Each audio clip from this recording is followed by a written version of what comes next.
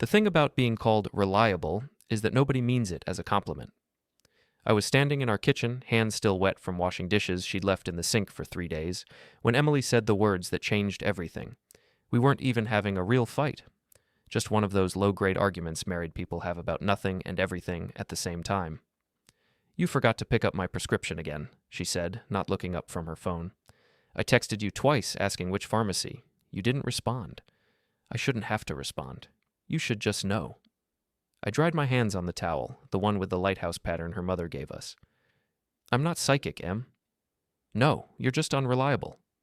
She finally looked at me then, and something in her expression was different. Colder, like she'd been waiting to say what came next. "You know what? Don't forget that you're not my first choice. You're just the reliable one." The kitchen got very quiet. The refrigerator hummed. Outside, someone's car alarm chirped twice. "What does that mean?" I asked, though I already knew, had probably always known. "It means exactly what it sounds like." She stood up, grabbing her purse. "Tyler was exciting. Brandon was spontaneous. You? You're the guy who shows up. That's it. That's what I settled for." I could have yelled, could have demanded explanations, thrown things, made her explain every name she just casually dropped into our marriage like grenades. Instead, I said the only word that came to mind. "Okay." She blinked. "Okay?" "Yeah, okay." Emily stared at me for a long moment, waiting for more. When nothing came, she grabbed her keys. "I'm going to Diane's. Don't wait up." The door closed behind her. I stood in the kitchen for 5 full minutes, not moving, just breathing. Then I walked to the bedroom, pulled out the duffel bag from the top of the closet, and started thinking clearly for the first time in years. The thing about being underestimated is that people stop watching you carefully. I didn't pack that night. That would have been reactive, emotional. Instead, I went to my laptop and opened a spreadsheet. Column 1, joint assets. Column 2, solely mine. Column 3, leverage points. Column 4, timeline. Emily came home at 11:47 p.m. I heard her drop her keys in the bowl by the door, kick off her shoes. She walked past the bedroom where I was lying in the dark, eyes open, and went straight to the guest room. Fine by me. Over the next 3 days, I became invisible. I went to work at the logistics company where I'd spent 8 years making sure shipments arrived on time, trucks got loaded efficiently, schedules stayed clean. The job Emily called boring at dinner parties. The job that taught me how to plan complex operations without anyone noticing until everything was already in motion. "You all right, man?" Derek asked me on Tuesday, leaning against my office doorframe. "You seem quiet." "Just tired." "Emily keeping you up?" He grinned, and I saw the assumption in his eyes. Happy marriage. Lucky guy. Something like that. I spent my lunch breaks that week at a storage unit facility on the east side, the kind with month-to-month leases and no questions asked. Paid cash for a 10x10 unit. Then I started the careful process of extraction. Not everything. That would have been obvious. Just the things that mattered. My grandfather's watch collection. The camping gear I'd bought before Emily decided camping was uncomfortable. My books, the ones she'd made me box up when we renovated because they made the place look cluttered. My tools, my records, the acoustic guitar I hadn't played in 2 years because she said it was too loud. Every evening, Emily came home late. From work, from dinner with friends, from wherever she actually was. She'd find me on the couch, watching television or reading, and she'd look almost disappointed that I wasn't raging or demanding explanations. "You're not even going to ask where I was," she said on Wednesday. "Nope." "Why not? Would you tell me the truth?" She didn't answer. Just went upstairs. I heard the shower run for a long time. Thursday morning, she tried a different approach. Came into the kitchen wearing the black dress I'd always liked, the one that used to mean something. She poured coffee, smiled at me like the last week hadn't happened. "I think we should talk," she said. "About what?" "About us. About what I said the other night." I took a sip of my coffee. "You said I wasn't your first choice. I heard you." I was angry. I didn't mean... "Emily," I set down my cup. "Did you mean it or not?" She hesitated. Just for a second, but I saw it. "Does it matter?" "Not really. Not anymore." Her smile faltered. "What's that supposed to mean?" "It means I heard you the first time. You don't need to take it back or explain it. I understand completely." "You're being weird." "I'm being clear. There's a difference." She left for work annoyed, but not worried. That was her mistake. She thought silence meant acceptance. She thought okay meant defeat. Friday afternoon, I left work early. Told them I had a doctor's appointment. Instead, I went back to the apartment while Emily was in her office across town, definitely not coming home before 6. I'd spent 3 days moving the small stuff. Now I took the medium stuff. My computer, my winter clothes, the coffee maker I'd bought with my own money but she'd claimed as ours, the blender that was actually mine but lived in our kitchen, the framed photo of my parents that she'd moved to the hallway because it didn't match the living room aesthetic. I worked methodically, checking my watch every 15 minutes. By 4:30, the apartment looked almost exactly the same, just subtly emptier. Like something was missing, but you couldn't quite say what. I left the note on the kitchen counter, propped against the same coffee maker I'd decided to leave after all. Let her think she won something. The note was simple. Emily, you're right.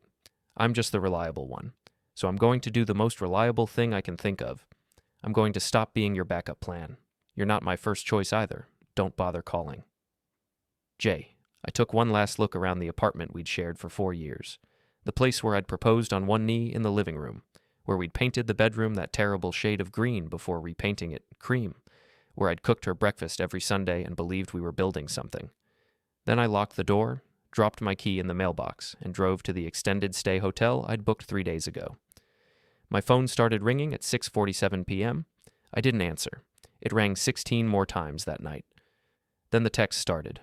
Where are you? This isn't funny. Call me back right now, you can't just leave. We need to talk about this like adults. You're being childish. Fine, stay gone. See if I care. I ordered Chinese food, watched a movie, and slept better than I had in months.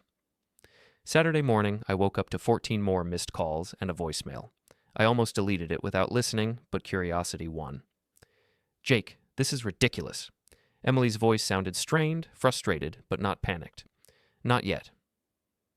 You moved out because I said something mean during a fight? Grow up. Come home and we'll talk about it. I'll apologize if that's what you need to hear. Just come home, okay?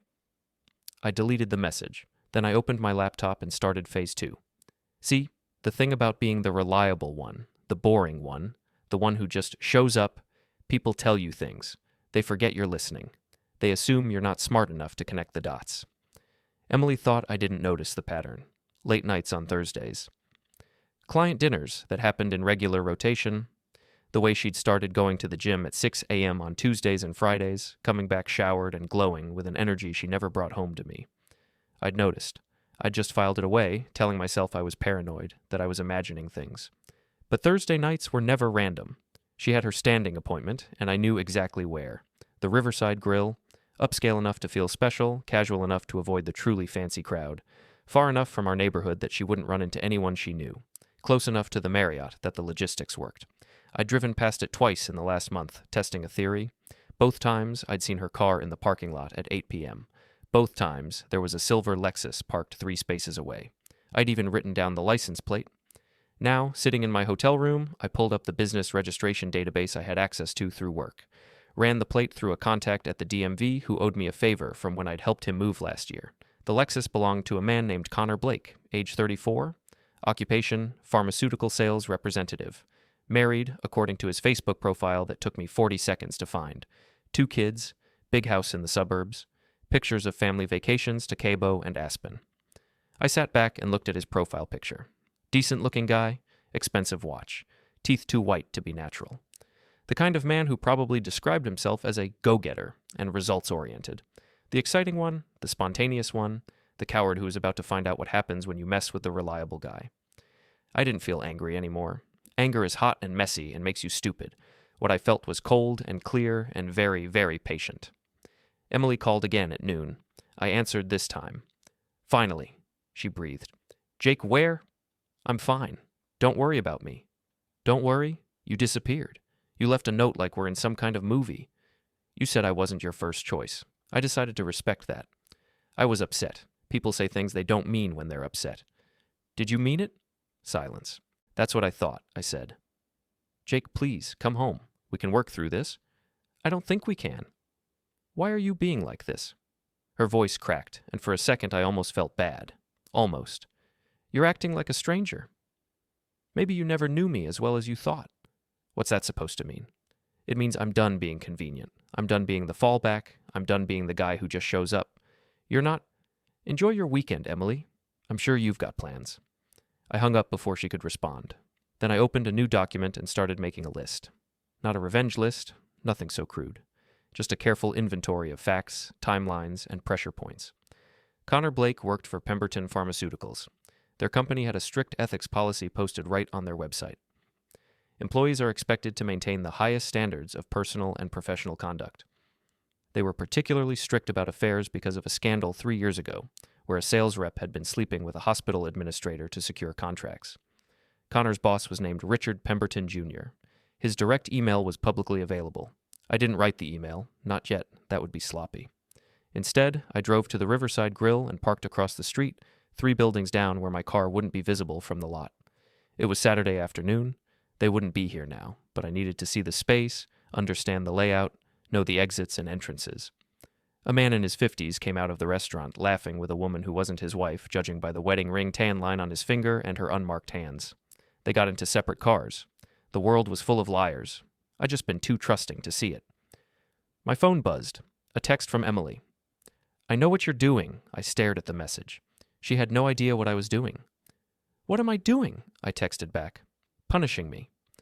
No, I'm just not letting you keep me as an option anymore. That's not fair. Neither is being someone's backup plan for 4 years. 3 dots appeared. Disappeared, appeared again, then, I never cheated on you, I almost laughed. The audacity of the lie. The sheer assumption that I was stupid enough to believe it. Okay, I typed back. Just that one word. The same word I'd said in the kitchen. The word that meant I saw through everything and had stopped caring about convincing her I knew. My phone rang immediately. I declined the call. She called back. Declined. Then a text. We need to talk face to face. No, we don't. Yes, we do? I'll come to wherever you are. I don't want to see you. Jake. I turned off my phone. Then I drove back to my hotel, ordered a pizza, and started building the kind of plan you build when you've got nothing left to lose and all the time in the world to be patient. Emily thought she knew me, thought I was predictable, controllable, reliable. She was about to learn that reliable doesn't mean harmless, it just means I finish what I start. Sunday morning, I turned my phone back on. 43 missed calls, 67 texts, 2 voicemails. I deleted everything without reading or listening, then I drove to the gym.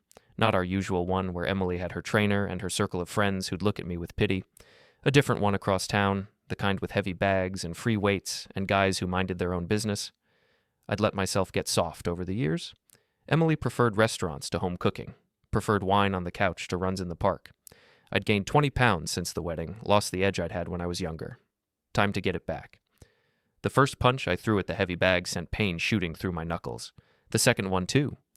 By the 15th, my hands were numb and my shoulders were screaming, but something else was happening. The fog in my head was clearing. You're gonna hurt yourself. I turned. A guy about my age, built like he actually knew what he was doing, watched me from the next bag over. Probably, I said. You wrapping your hands? I looked down. No. He shook his head, walked over to his gym bag, and tossed me a roll of hand wraps. Learn to do it right, or you'll break something. Thanks. Girl trouble? That obvious? You're hitting the bag like it called your mother names. It's always girl trouble. He held out his fist. Marcus. I bumped it. Jake. First time here? Yeah. You'll get used to it. This place is cheaper than therapy and more productive than drinking. He showed me how to wrap my hands properly, how to stand, how to throw a punch that wouldn't wreck my wrists. You coming back? Every day, he grinned. Good. Means you're serious. See you tomorrow. I spent 2 hours at the gym, then stopped at a diner I'd never been to before. Ordered breakfast, pulled out a notebook, and started writing. Not a revenge plan, a project timeline. Phase 1, extraction, complete. Phase 2, observation, in progress. Phase 3, confirmation, pending. Phase 4, leverage, pending. Phase 5, execution, pending. I was on my second cup of coffee when my phone rang. Unknown number. I almost didn't answer, but something made me pick up. Jake Connors? Who's asking? This is Diane Matthews, Emily's friend. She's really worried about you. She asked me to call. I set down my pen. Tell Emily I'm fine. She said you won't answer her calls. That's correct. Jake, I know you two are going through something, but disappearing isn't... Diane. I kept my voice pleasant. I appreciate the concern, but Emily and I are separated. What happens next is between us, not you. She's scared. Then she should have thought of that before she told me I wasn't her first choice. Silence. Then, she told you that? She did. Oh. Diane's voice changed. I didn't know I thought you just had a fight about something normal. Define normal. Jake, I'm sorry.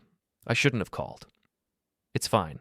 But tell Emily if she sends someone else to check on me, I'm blocking her number completely. This is between us. I hung up. My eggs were getting cold. I ate them anyway, thinking about what Diane had said. Emily was scared. Good. Fear meant she was starting to realize she couldn't control the narrative anymore. The waitress refilled my coffee. Rough morning. Rough week. Well, you're in the right place. Lose makes everything better. She gestured at my notebook. Writing the great American novel? Something like that. Hope it's got a happy ending. I smiled without meaning it. We'll see. Back at the hotel, I opened my laptop and did something I probably should have done months ago. I went through our shared bank account transaction history. Every charge, every withdrawal, every purchase for the last 6 months. The pattern was obvious once I actually looked for it. Thursday nights. ATM withdrawal, always $200. Always from the same machine 2 blocks from the Riverside Grill. Friday mornings, charged to the Starbucks near Connor Blake's office building. Tuesday mornings, charged to a boutique hotel downtown, the Ashford, not even trying to hide it anymore. I took screenshots of everything, saved them in a folder labeled insurance. Then I did something risky. I logged into Emily's email. We'd set up the account together years ago, used the same password we used for everything. Lighthouse 2019, the year we got married. She'd never changed it because why would she? I was reliable, predictable, not the type to snoop. Her inbox told me everything I needed to know. 53 emails from Connor Blake over the last 4 months. Subject lines that ranged from Tuesday to can't wait to see you to last night was incredible. I didn't read the emails. I didn't need to. The subject lines were enough. What I did instead was forward them all to myself, then deleted the sent message and the trash, covered my tracks, left no evidence I'd been there. By Monday morning, I had everything I needed to destroy Connor Blake's life. His wife's name was Jennifer. She worked as an elementary school teacher. Their kids were named Sophie and Mason. They went to church every Sunday at St. Catherine's on Maple Street. I could send Jennifer everything with one click, but that would be reactive, emotional, the kind of thing someone hurt and angry would do. I needed to be smarter than that. Monday afternoon, I went back to work. Derek did a double take when I walked in. Dude, you look different. Yeah? Leaner or something. You lose weight? Little bit. Well, it suits you. How was your weekend? Productive. I settled into my desk, pulled up the logistics software, and got to work. It felt good to focus on something concrete. Routes and schedules and delivery times. Problems I could actually solve. Around 3, my manager stopped by. Patricia was 50, sharp as they come, and didn't tolerate nonsense. Jake, my office. I followed her in, wondering if Emily had called here too. But Patricia closed the door and gestured for me to sit. I got a call from Emily this morning, she said. There it was. What did she say? That you'd left her, that she was worried about you, that she wanted me to check and make sure you were okay. Patricia leaned back in her chair. I told her I wasn't a marriage counselor and she should talk to you directly. Thank you. That said, are you okay? I'm fine. You separated from your wife over the weekend and you're fine? I am. She studied me for a long moment. You're one of my best people, Jake. Reliable, consistent, smart. If you need some time off, I don't. Work is good for me right now. All right. But if that changes, say something. She paused. For what it's worth, Emily seemed more concerned about controlling the situation than about you being okay. I didn't respond to that. Didn't need to. Get back to work, Patricia said. And Jake, whatever you're planning, be smart about it. I looked up sharply. She raised an eyebrow. I've been in this job 27 years. I know what people look like when they're planning something. Just be smart. Yes, ma'am. That evening, I went back to the gym. Marcus was already there, working the speed bag. Day 2, he said. Told you you'd be back. We worked in companionable silence for a while. Then, during a water break, he asked the question I'd been waiting for. So what did she do? Who? The girl. The one you're working out all this aggression for. I took a long drink. She told me I wasn't her first choice, that I was just reliable. Marcus whistled low. That's cold. Yeah. What did you do? Moved out, left her a note. And now I'm figuring out what comes next. He nodded slowly. Revenge? Justice. There a difference? Revenge is emotional. Justice is calculated. Marcus grinned. I like the way you think. You need help? Not yet. Maybe later. Well, when you do, you know where to find me. I'm here every night. We bumped fists and I went back to the bag. Jab, cross, hook. Again, until my arms were rubber and my shirt was soaked through and the only thing I could think about was the next punch. Tuesday morning, Emily tried a different approach. She showed up at my work. I was in the loading bay checking a shipment manifest when Derek stuck his head around the corner. Jake? Your wife is in the lobby. Of course she was. I finished with the manifest, signed off on it, and took my time walking to the front of the building. Emily stood by the reception desk, looking polished and professional in a navy suit, playing the part of the concerned wife. Jake? She smiled, but it didn't reach her eyes. Can we talk? I'm working. It'll only take a minute. No. Her smile froze. Excuse me? I said no. We're not doing this here. We're not doing this at all. You can't just ignore me forever. Watch me. I turned to walk away. She grabbed my arm. I stopped, looked down at her hand, then at her face. Let go. Not until you talk to me. Emily. Let go. Something in my voice must have registered because she dropped her hand. I walked back to the loading bay without another word, feeling her eyes on my back the whole way. Derek was waiting. Everything okay? Fine. That didn't look fine. It will be. That night, I did something I'd been putting off. I called a lawyer. His name was Howard Chen, and he came recommended by a guy from work who'd gone through a messy separation. Howard didn't waste time with pleasantries. What do you need? Divorce consultation. How long married? 4 years. Kids? No. Joint assets? Some. Apartment lease is in both names. 1 car each. Bank account we both contribute to. Whose name is the lease in primarily? Both equally. How much is in the account? About 40,000. Who contributed what? Roughly equal, maybe 60-40 in my favor. Any evidence of infidelity? I paused. Yes. How solid? Very. Good. That gives us leverage. Virginia still considers fault in divorces. Infidelity matters. Papers rustled on his end. I can see you Thursday at 2.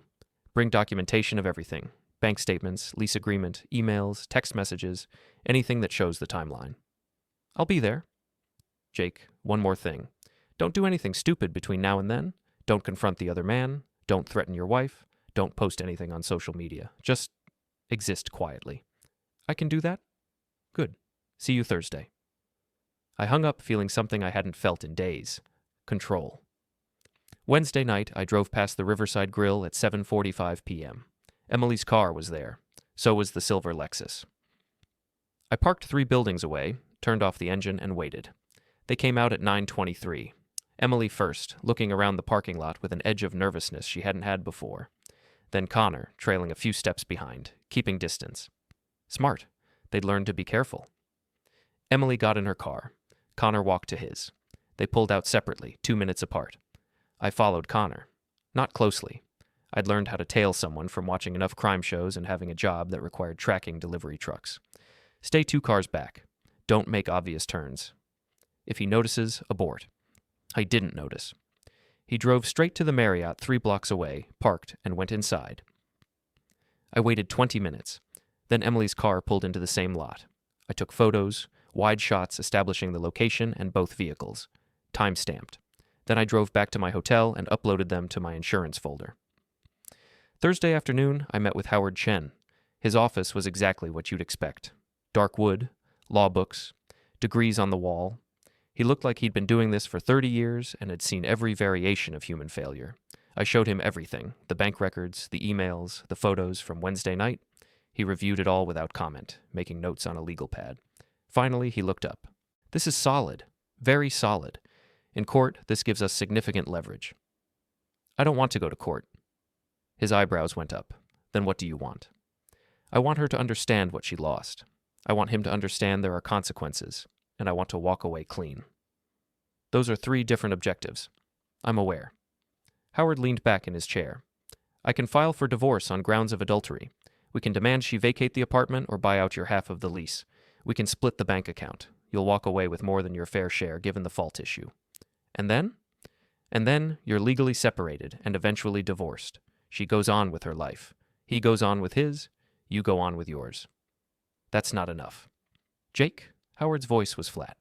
I'm a lawyer. I handle legal remedies. If you want something else, I can't help you with that.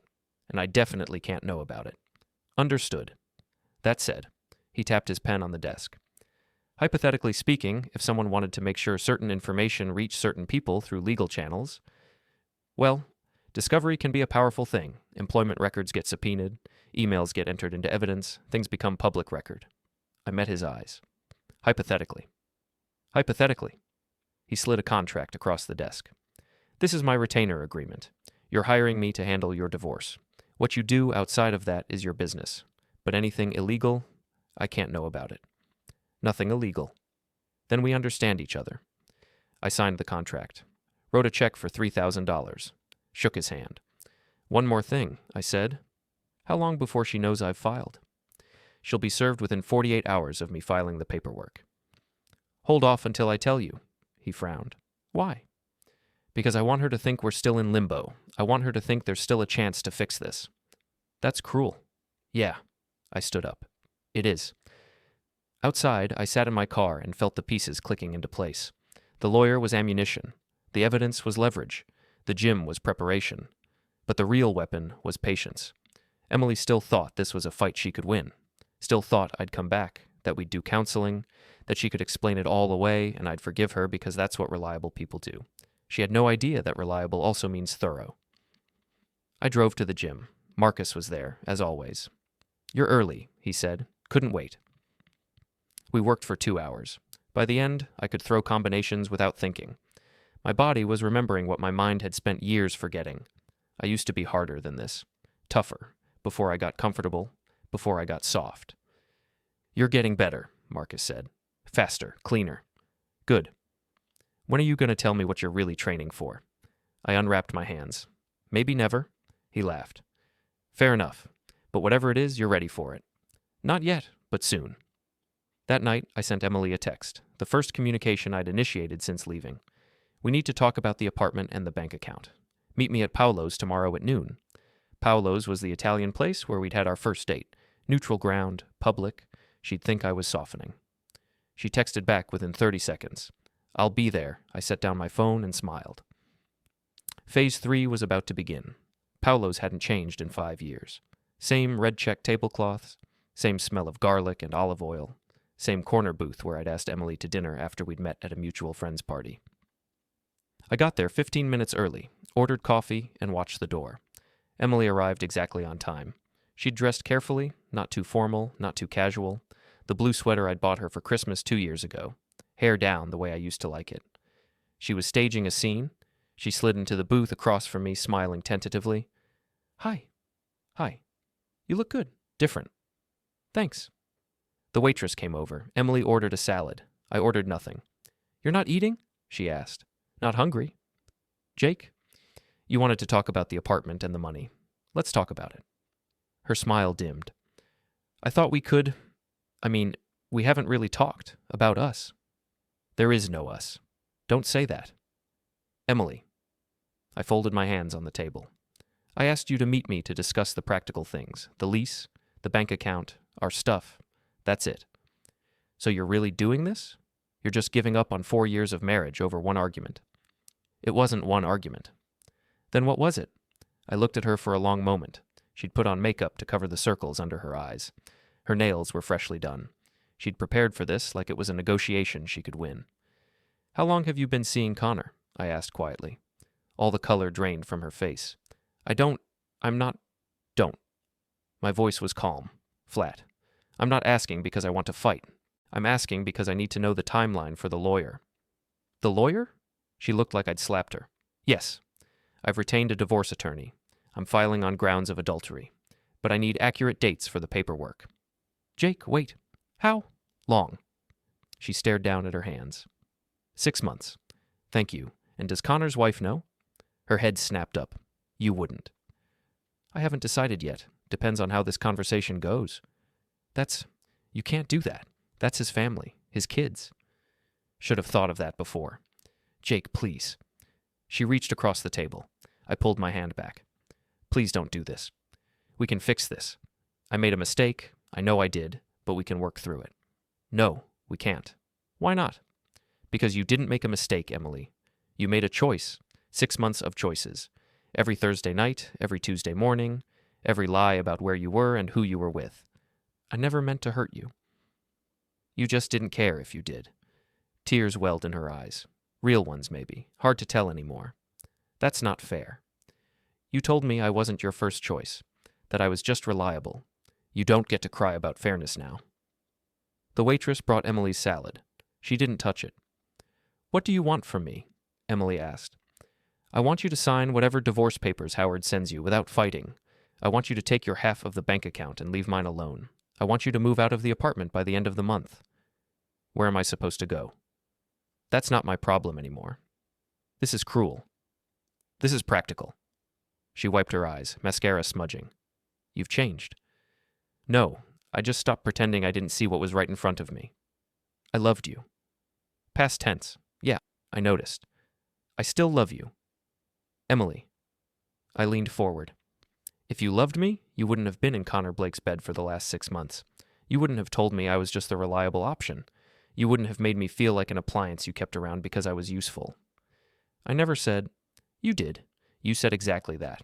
And maybe you were right. Maybe I was boring and predictable and safe. But you know what?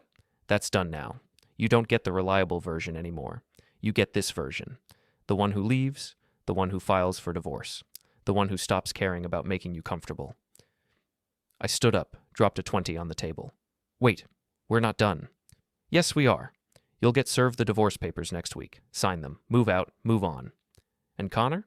I paused. What about him? Are you going to tell his wife? Like I said, depends. On what?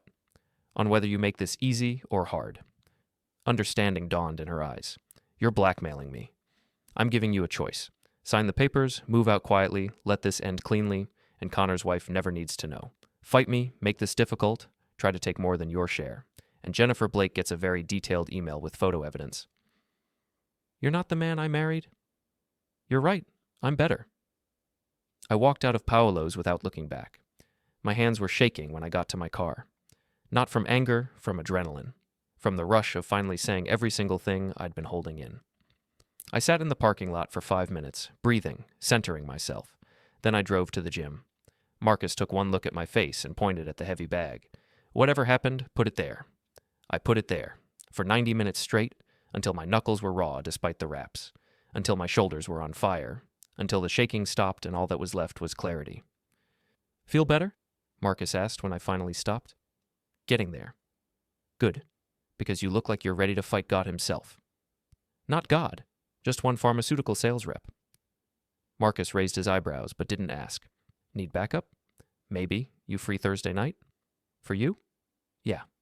I'll let you know. That night, I got a text from Emily. I'll sign the papers. I'll move out. Just please don't tell Jennifer. I stared at the message for a long time. The easy thing would be to agree. Take the win. Move on. But that wasn't justice. That was just taking my ball and going home while Connor Blake got to keep his perfect life intact. I texted back, I'll think about it. Her response was immediate. Please, Jake, I'm begging you. You should have thought of that. 6 months ago, I turned off my phone and opened my laptop. Connor Blake's LinkedIn profile showed he was speaking at a pharmaceutical conference in Richmond next Friday. Innovative Sales Strategies in Modern Healthcare. The conference was at the Omni Hotel, open to the public for $200. I registered under a fake name, paid cash, confirmed my attendance. Then I pulled up the photos from Wednesday night, the ones of Emily's car and Connor's car in the hotel parking lot. Time-stamped, clear license plates. Undeniable.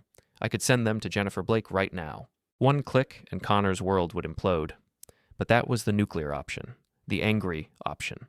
I needed him scared, not destroyed. I needed him to know I was watching. I needed him to understand that the reliable, boring husband was paying attention now. So instead of emailing Jennifer, I did something else. I created a throwaway email account. Generic name, no identifying information. And I sent Connor a message. Subject line, Thursday nights at the Riverside Grill. Body. I know. And soon, so will Jennifer. Think carefully about your next move. I attached one photo. Just one. His car in the hotel parking lot. Time-stamped. No threats, no demands. Just a statement of fact and a promise. I hit send and closed the laptop. My phone buzzed. A text from a number I didn't recognize. Who is this? I didn't respond. 3 more texts came through in rapid succession. What do you want? We can talk about this. Just tell me what you want. I turned off my phone and went to bed. Tomorrow, Connor Blake would wake up in a new reality. One where he wasn't in control, one where the boring husband of the woman he'd been seeing wasn't quite as harmless as he'd assumed, and that was just the beginning. Because the thing about being underestimated your whole life is that people never see you coming. They think reliable means predictable. They think quiet means weak. They think nice means stupid. Emily was about to learn the truth. Connor was about to learn the truth. And I was about to show them both exactly what the reliable one does when you push him too far. Connor Blake called Emily at 6:47 a.m. I know because she called me at 6:52, panicked and breathless. I let it go to voicemail. Jake, please pick up, please. Connor got an email and he's freaking out and I don't know what to do. Did you send it? Jake, please, you can't do this. Call me back. I deleted the message and went for a run. The hotel had a fitness room, but I'd started running outside instead. 5 miles every morning through neighborhoods I didn't know, past houses where people were just starting their days, normal people with normal lives who hadn't just blown up their marriages. It felt good to move, to sweat, to think clearly. By the time I got back, I had 7 more missed calls from Emily and 3 from numbers I didn't recognize. Probably Connor, trying different phones. I showered, dressed, and went to work like it was any other Friday. Patricia caught me in the hallway around 10. Your phone's been ringing off the hook in your office. I know. You going to answer it? Nope. She studied me. Everything okay? Better than okay. Jake? I'm handling it, Patricia, I promise. She didn't look convinced, but she let me go. I spent the rest of the day doing actual work, losing myself in spreadsheets and delivery schedules and problems that had clear solutions. Around 3, Derek wandered over. Dude, Emily's in the lobby again. Tell reception I'm in a meeting. She said it's an emergency. It's not. Jake, Derek, tell them I'm not available. He looked uncomfortable, but nodded. 10 minutes later, he came back. She's gone, but she left you this. He handed me a folded piece of paper. I opened it. Please stop. You're scaring Connor and you're scaring me. We'll do whatever you want. Just please stop. I folded the note and dropped it in the trash. You all right? Derek asked. I'm fine. You sure? Because you seem kind of... I'm fine, I repeated, and the tone of my voice made him back off. That evening, I went to the gym. Marcus was waiting. So, he said, wrapping his hands, you ready to tell me what we're doing Thursday? Maybe. That's not an answer. I considered him. We'd been training together for 2 weeks now. He'd never asked for details, never pushed, never judged, just showed up and helped me hit things. I need to have a conversation with someone, I said finally. A conversation he won't want to have, and I need to make sure it stays civil. Marcus grinned. You need muscle. I need presence. Same thing. Who's the guy? Someone who made a mistake? He dangerous? No, just a coward. Then why do you need backup? Because cowards do stupid things when they're scared. Marcus nodded slowly. All right, I'm in. What time? I'll let you know. Probably late, after 10. Cool, just text me. We worked for an hour. My combinations were getting sharper. My footwork was better. I was faster, harder, more focused than I'd been in years. You're going to hurt somebody if you're not careful, Marcus observed. That's not the plan. What is the plan? Make sure someone understands consequences. Whose consequences? His own. Marcus laughed. I like you, Jake. You're scary when you want to be. I'm just reliable. Nah, man. You're something else entirely. Saturday morning, I got an email from Howard Chen. Papers are ready. Say the word, and I file. I wrote back, wait until Monday. Why? I'll explain later, all right? But Jake, whatever you're planning, don't do anything that'll compromise the divorce. I won't. I closed my laptop and pulled up Connor's social media again. he'd posted yesterday, a picture of him and Jennifer at some charity thing, both dressed up, both smiling. The caption read, "Lucky to have this woman by my side." The comments were full of people saying they were relationship goals, that they were perfect together, that Connor was lucky. I stared at the photo for a long time. Then I logged into the throwaway email account and sent Connor another message. Subject line, Richmond next Friday. Body, I'll be at your conference. We should talk. Don't bring Jennifer, don't tell Emily, just you and me. I didn't expect a response. But 20 minutes later, one came. Who are you? What do you want?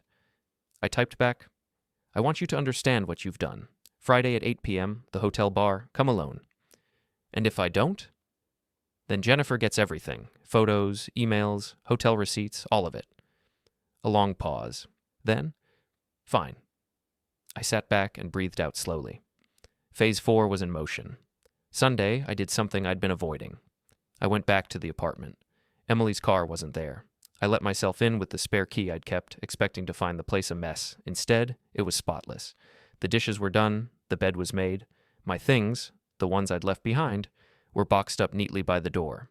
There was a note on top of the boxes. I'm moving out next week like you asked. I packed up the rest of your things.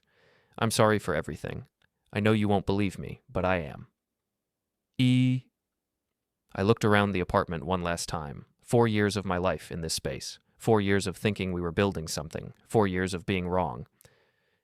I took the boxes and left the key on the counter. That night Emily called. I answered. You came by, she said. Her voice sounded small, tired. I needed my things. I know, I wanted to say I'm sorry for all of it. Okay. That's it? Just okay? What do you want me to say, Emily? I don't know. Something. Anything. I don't have anything left to say to you. You're really going through with this? The divorce? Yes. And Connor? That's between me and him. Jake, please, he's terrified. He thinks you're going to ruin his life. He should be terrified, and maybe I will. This isn't you. You keep saying that. But maybe you never knew who I really was. I knew you were good. I knew you were kind. I'm still good. I'm still kind, just not to people who betray me. Silence. I loved you, she said quietly. Past tense again. I still... Don't. Please don't. We're past that. Are you seeing someone else? The question caught me off guard. What? You seem different, harder, like you don't care anymore. I thought maybe you met someone. No, Emily. I didn't meet someone. I just stopped being your safety net. I never thought of you that way. Yes, you did. That's exactly how you thought of me. The reliable one, the backup plan, the guy who'd always be there while you did whatever you wanted. That's not... Sign the papers when they come. Move out. That's all I need from you. I hung up before she could respond. The week passed in a blur of work and workouts and waiting. Tuesday, Emily moved out. I know because the landlord called to tell me the apartment was empty and I could reclaim it or we could break the lease. I chose to break it. Too many memories, too much history. Wednesday, Howard filed the divorce papers. Emily was served Thursday morning. She didn't call, didn't text, just sent one message through Howard's office. I'll sign Friday morning. I drove to Richmond. The conference was exactly what I'd expected. Pharmaceutical reps in expensive suits trying to out-network each other. Presentations with too many slides and not enough substance. The kind of event where Connor Blake would feel important and in control. I registered at the desk under my fake name, got a badge, and spent the day attending sessions. Connor spoke at 2 p.m. Innovative sales strategies in modern healthcare. He was good, confident, charismatic, the kind of guy who could sell ice to someone freezing, the kind of guy who probably told Emily she was special while he was lying to his wife. I watched from the back row and felt nothing but cold certainty. At 7:45 p.m., I texted Marcus. Hotel bar, Omni Richmond. Now he responded. On my way. At 7:55, I walked into the hotel bar, found a booth in the back corner, ordered a club soda. At 8:03, Connor Blake walked in. He looked older than his photos, tired, scared. He scanned the bar, spotted me, and hesitated. For a second, I thought he might run. But then Marcus walked in behind him. 6 feet of solid muscle and bad intentions, and Connor's options narrowed significantly. Connor crossed to my booth and sat down. You're Jake, he said. I am. You could have just called. This is better. He glanced over his shoulder at Marcus, who'd taken a seat at the bar with a clear view of our booth. Is he necessary? Very. Connor swallowed. What do you want? I want you to understand something, I said. I want you to really, truly understand what you've done. Look, I know this is bad. You don't know anything. You think this is about you and Emily. It's not. It's about respect. It's about consequences. It's about the fact that you looked at another man's wife and decided you wanted her, and you took her, and you thought there wouldn't be any cost. I didn't think. No, you didn't. That's the problem. The waitress came by. Connor ordered whiskey. His hand shook when he lifted the glass. What do you want from me? He asked. I want you to feel what I felt. I want you to lie awake at night wondering when your life is going to fall apart. I want you to look at Jennifer and your kids and understand that you're one email away from losing all of it. I'll end it. With Emily. It's over. I swear.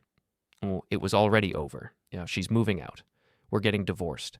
This isn't about saving my marriage. This is about making sure you understand that actions have consequences. Then what? You're just going to torture me? Hold this over my head forever? No. I'm going to give you a choice. He waited. You can go home tonight and tell Jennifer the truth. All of it. The affair, the hotels, the lies, everything. And maybe she forgives you, maybe she doesn't. But at least you're honest. Or you can keep lying, keep pretending, and I'll wait. Maybe a month, maybe 6, maybe a year. And when you've forgotten about me, when you think you're safe, I'll send Jennifer everything. Every photo, every email, every receipt, and I'll make sure she knows exactly how long you lied to her face. Connor's face went white. That's your choice. Truth now, on your terms. Or truth later, on mine. Why are you doing this? Because you deserve it. Because you took something that wasn't yours. Because you're a coward who hides behind a fake smile and expensive suits. He stared at his whiskey. I didn't mean for any of this to happen. Nobody ever does. But it happened anyway. And now you get to live with it. I stood up. Marcus did too. You've got until midnight tomorrow to decide, I said. After that, the choice is mine. Wait, midnight, Connor. Tell her the truth or spend the rest of your life looking over your shoulder. I walked out of the bar with Marcus behind me. That it? Marcus asked when we hit the lobby. That's it? You think he'll do it? I don't care. Either way, he loses. Marcus grinned. You're cold, man. I respect it. We drove back to the city in silence. My phone buzzed around 10 p.m. A text from Connor. You win. I'll tell her. I didn't respond. At 11:47 p.m., my phone rang. Unknown number. I answered. You! A woman's voice, shaking with rage. You ruined my life. Who is this? This is Jennifer Blake, Connor's wife, or ex-wife, as of about 20 minutes ago. I closed my eyes. I'm sorry you had to find out this way. Are you? Because my husband just told me he's been having an affair for 6 months. That he's been lying to me every single day. That our entire life is a fiction. And he said, you made him tell me. I gave him a choice. He made it. You destroyed my family. No, ma'am, he did that. I just made sure you knew about it. She was crying now, hard, gasping sobs. I have 2 kids. We have a house, a life. I know. I'm sorry. Are you married to her? Emily? Was. We're getting divorced. Did she know about me? Yes. And she didn't care? No. Jennifer laughed bitterly. I hope you both rot. She hung up. I sat in my hotel room and stared at the ceiling. I'd wanted Connor to hurt. Wanted him to lose something. Wanted him to pay. I got what I wanted. So why did I feel hollow? My phone buzzed. A text from Emily. Jennifer Blake just called me. She knows everything. Connor told her. What did you do? I typed back. I gave him a choice. He chose honesty. You should try it sometime. You're a monster. No. I'm just not reliable anymore. I turned off my phone and tried to sleep, but all I could hear was Jennifer Blake's voice. The sound of a life falling apart. The sound of kids waking up tomorrow in a different world. Connor deserved it. He'd made his choices. But his kids hadn't. I stared at the ceiling until dawn and wondered if justice was supposed to feel this empty. Saturday morning, I woke up to 47 missed calls and over 100 text messages. Half were from Emily. The other half were from numbers I didn't recognize. I scrolled through the texts without reading them carefully. Words jumped out. Cruel, heartless, destroyed, monster. Apparently Jennifer had told people, and those people had opinions. I deleted everything without responding. Then I went for a run. 10 miles this time, pushing until my legs burned and my lungs screamed, and the only thing in my head was the rhythm of my feet hitting pavement. When I got back, there was someone waiting in the hotel lobby. Connor Blake. He looked terrible. Unshaven. Red eyes. Shirt wrinkled like he'd slept in it. When he saw me, he stood up fast enough to knock over his coffee. "We need to talk." "No, we don't." I walked toward the elevators. He followed. "Please, just 5 minutes." "I gave you a choice. You made it. We're done." Jennifer took the kids to her mother's. She filed for separation. She's talking to a lawyer about custody. "That's between you and her. You did this." I stopped walking, turned to face him. "No, Connor, you did this. You decided to have an affair. You decided to lie to your wife for 6 months. You decided to risk your family for, what? A few hours a week with someone else's wife? I loved her. You loved the idea of her. You loved the excitement. You loved feeling like you were getting away with something. That's not... Did you ever think about Jennifer? About Sophie and Mason? About what would happen if they found out?" His jaw clenched. "Every day. And you did it anyway. I didn't think... That's your problem. You didn't think. And now you're mad at me because I made you face consequences you should have faced months ago. My kids won't talk to me. They're 8 and 6. Give them time. Time won't fix this. Then you should have made better choices." I got in the elevator. He didn't follow. Back in my room, I sat on the bed and stared at my phone. Part of me wanted to call Jennifer, to apologize, to explain. But what would I say? Sorry I exposed your husband's affair? Sorry I gave you information you deserved to have? The truth was ugly, but it was still the truth. My phone rang. Howard Chen. "Jake, what the hell did you do?" "What do you mean?" "Emily called me this morning. She's hysterical. Something about you destroying someone's marriage. She says she won't sign the divorce papers now, that you've gone too far." I closed my eyes. Of course she was using this. Of course she was trying to flip the narrative. She'll sign. She says she won't. Says she's going to fight you on everything. Then we'll go to court. You have the evidence. Jake, if this turns into a contested divorce, it's going to get expensive and messy. Is that what you want? I want her to sign the papers and move on. But if she won't, then yes, we'll do it the hard way. Howard sighed. All right, I'll draft a response. But you need to tell me what happened, all of it. I told him. The emails to Connor, the meeting in Richmond, the choice I'd given him, Jennifer's call. When I finished, Howard was quiet for a long moment. Legally, he said finally, you didn't do anything wrong. Morally, that's above my pay grade. But Jake, this is going to make the divorce harder. Emily's going to paint you as vindictive and cruel. She's going to use this. Let her. You sure? I'm sure. We hung up. I pulled out my laptop and started going through emails. Work stuff, mostly. A few from friends who'd heard about the separation and wanted to check in. One from Patricia. Jake, I don't know what's going on, but I heard through the grapevine that things are getting complicated. If you need time off, take it. If you need to talk, I'm here. But whatever you're doing, be careful. The version of you I'm hearing about doesn't sound like the version I know. P. I stared at the email for a long time. She was right.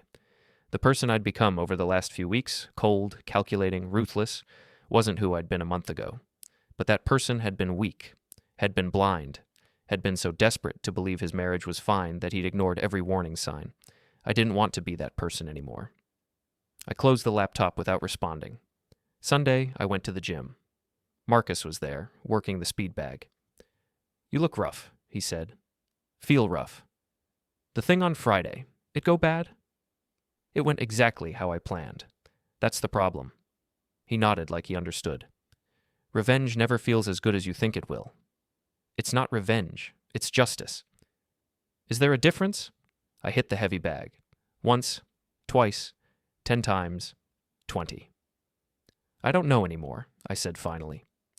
We worked in silence for an hour.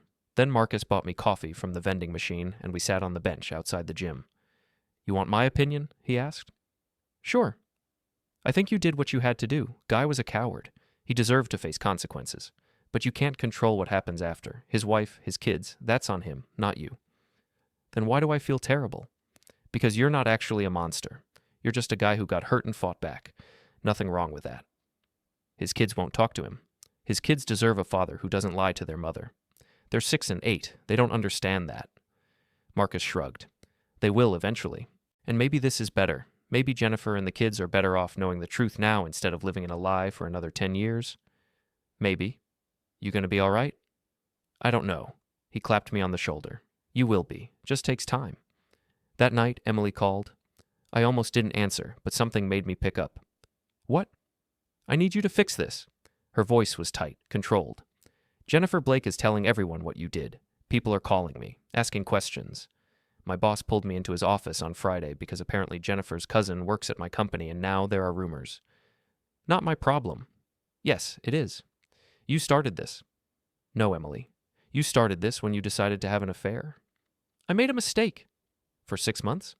People make mistakes. And sometimes those mistakes have consequences, like your coworkers finding out, like your reputation taking a hit, like your boyfriend's wife leaving him. He's not my boyfriend anymore. Good. That makes this easier. Jake, please, I'm asking you to help me. Talk to Jennifer. Tell her you forced Connor to confess. Tell her it wasn't his idea. It wasn't his idea, but he still did it. He still made the choice. You gave him an impossible choice. I gave him 2 options. He picked one. That's how choices work. She started crying. I'm losing my job because of this. My boss said the rumors are affecting my professional credibility, that I need to handle my personal affairs more discreetly. Then you should have been more discreet. I hate you. That's fine. Sign the papers and you'll never have to see me again. I'm not signing anything until you fix this. Then we'll go to court. Howard already told me you'd try this. He's ready. You think a judge is going to side with you? You blackmailed someone. You destroyed a marriage. I exposed an affair. There's a difference. And the judge is going to see all the evidence of your affair. All the emails, all the hotel receipts, all the lies. You really want to do this in public? Silence. Sign the papers, Emily. Move on. Start over somewhere else. I can't believe I ever loved you. Yeah, me either. I hung up. My hands were shaking. I'd meant every word. But hearing her cry, hearing her sound so broken, it still got to me.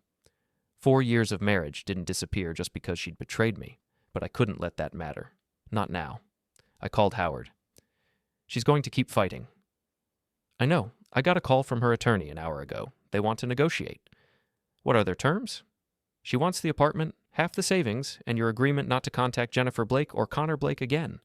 No. Jake, no. She gets half the savings like we already agreed. The apartment lease is broken, so there's nothing to fight over. And I'm not promising anything about the Blakes. She's going to make this ugly. Let her.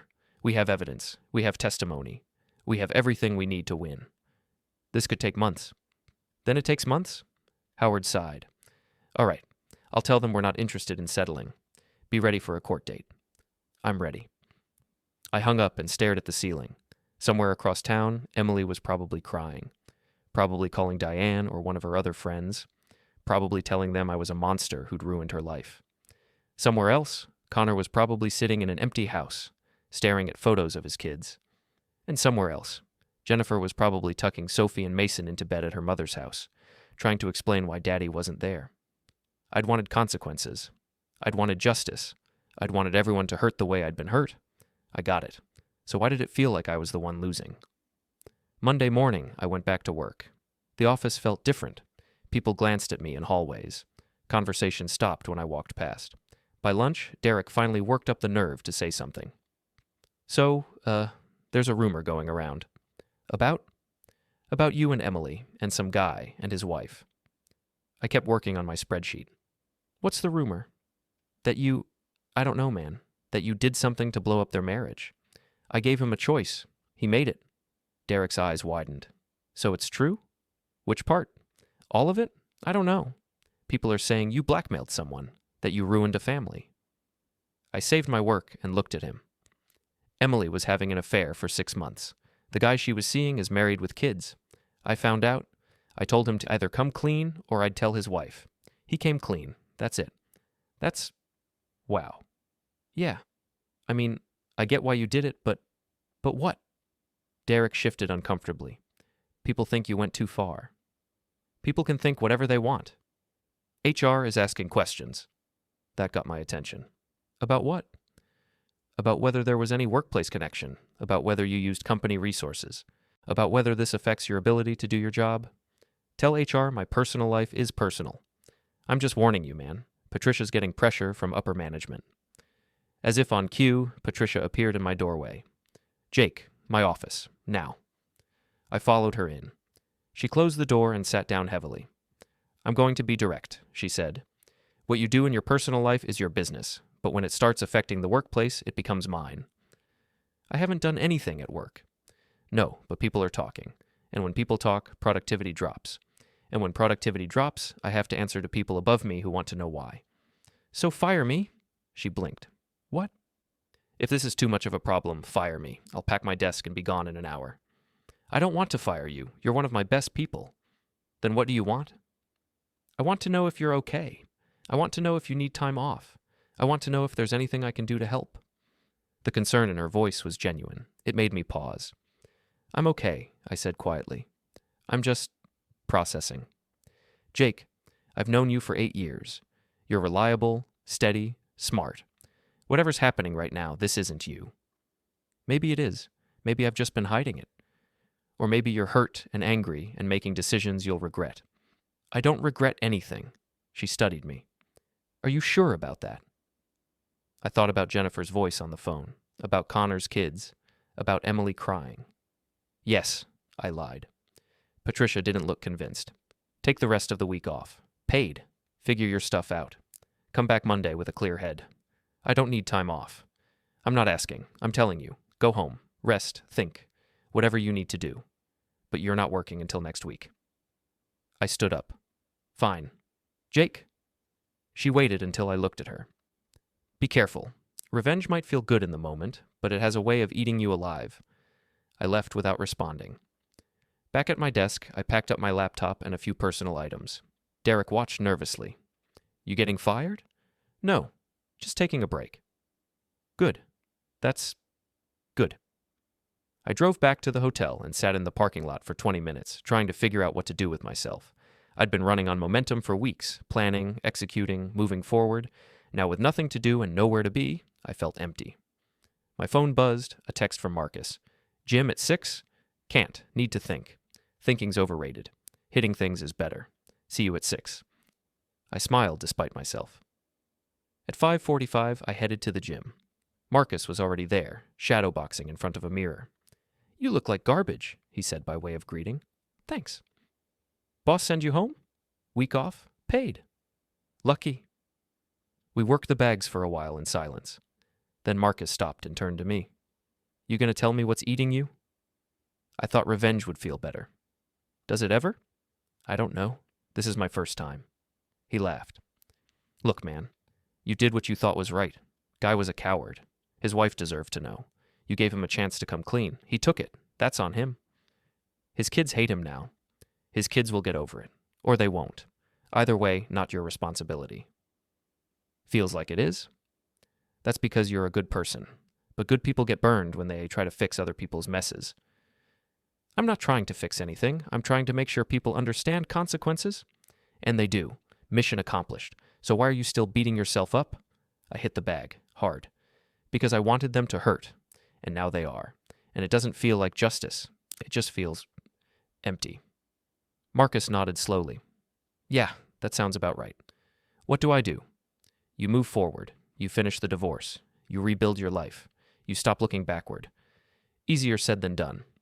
Everything worth doing is. We worked until closing. By the time I got back to the hotel, I was exhausted. But for the first time in days, my head felt clearer. I opened my laptop and checked my email. One from Howard. Court date set for 6 weeks from now. Emily's attorney is asking for mediation first. Your call. I thought about it.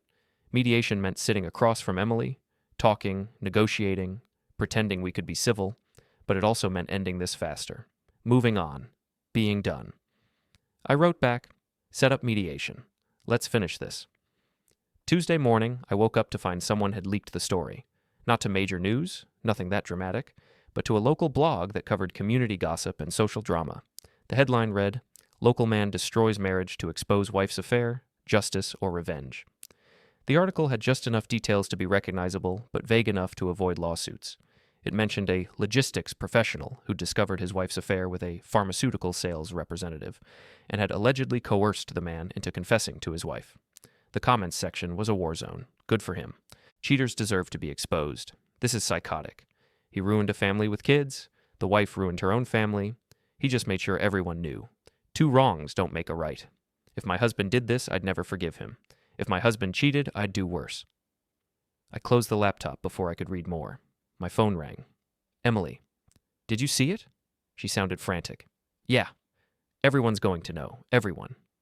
They already do, apparently. This is your fault. I didn't write the article. But you told people. You told Jennifer. You told Connor. And now it's everywhere. Emily, I told two people the truth. You're the one who had the affair. I'm going to lose my job. My friends aren't talking to me.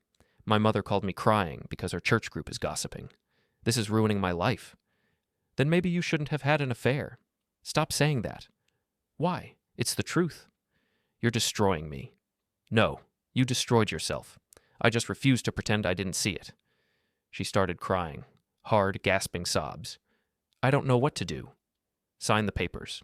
Move on. Start over somewhere new if you have to. I can't just start over. This is my life, my career, my reputation. You should have thought of that before you decided to have an affair for 6 months. I hate you. You've said that already. I mean it. I really, truly hate you. That's fine. Just sign the papers. I hung up. 2 hours later, Howard called. Emily's attorney called. She'll sign. No mediation. She just wants this over. Good. Jake, are you okay? I'm fine. You don't sound fine. I'm tired, Howard. I'm tired of fighting. I'm tired of being angry. I'm tired of all of it. Then let it end. Sign the papers. Move on. That's the plan. Wednesday, the papers arrived. I signed them in the hotel room, alone, with a pen that kept skipping.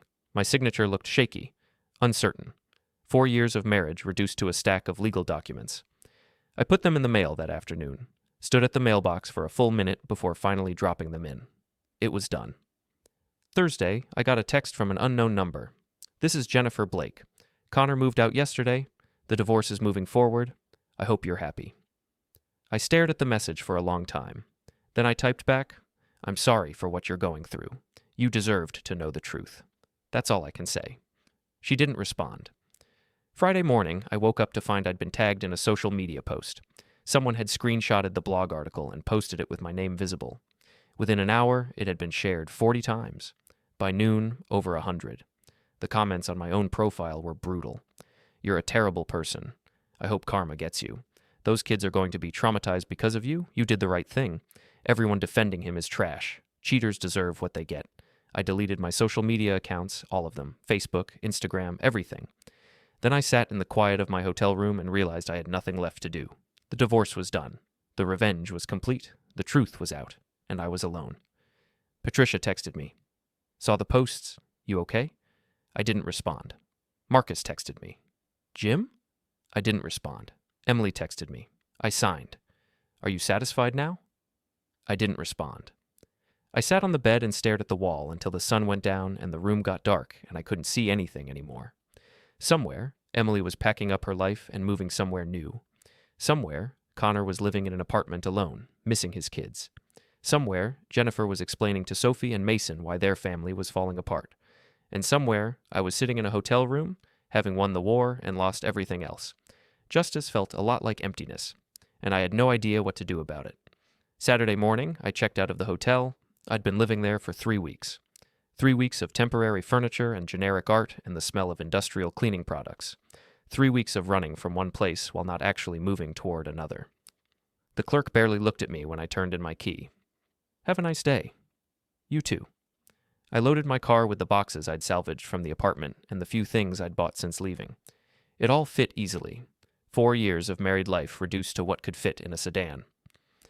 I drove aimlessly for a while, past the apartment building where Emily and I had lived, past Paolo's restaurant where I'd told her it was over, past the Riverside Grill where she'd met Connor every Thursday. Finally, I ended up at my parents' graves. They'd been gone 6 years now.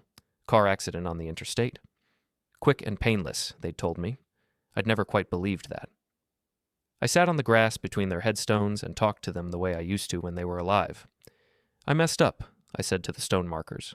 I thought I was doing the right thing, thought I was standing up for myself, thought I was making sure people faced consequences. The wind rustled through the trees. But all I did was hurt people, Connor's kids, Jennifer, even Emily, as much as she deserved it. And for what? So I could feel like I won?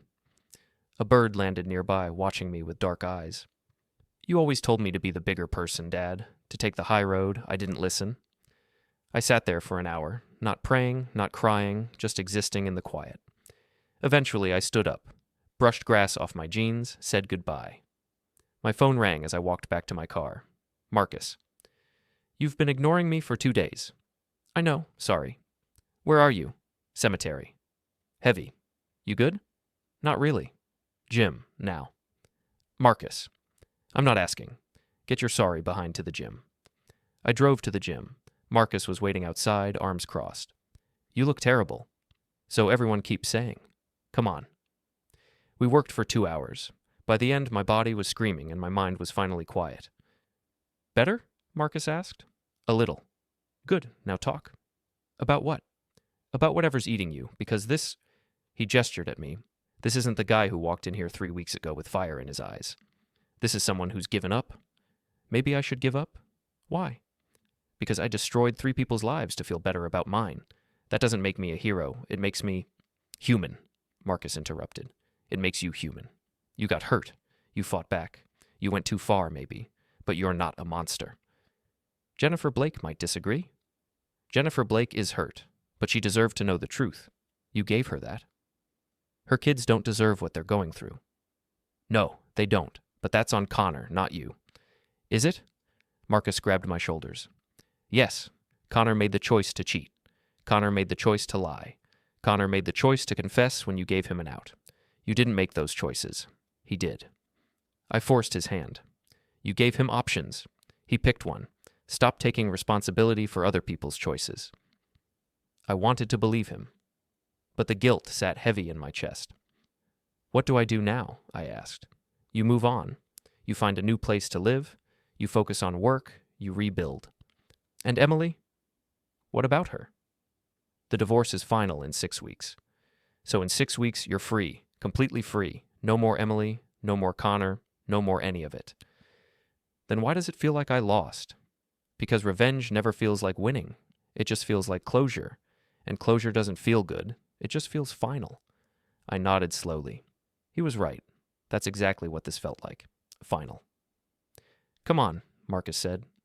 I'm buying you dinner. Real food, not hotel garbage. We went to a diner and ate burgers and talked about everything except Emily and Connor and the mess I'd made. We talked about sports and movies and Marcus's new girlfriend and normal things that normal people talked about. For an hour, I felt almost normal again. Sunday, I found an apartment, small 1-bedroom in a complex across town. Nothing special, but it was mine, just mine. No shared history, no memories, clean slate. I signed the lease and moved in that afternoon, put my boxes in the empty living room, and stood in the middle of the space listening to the quiet. It felt like starting over.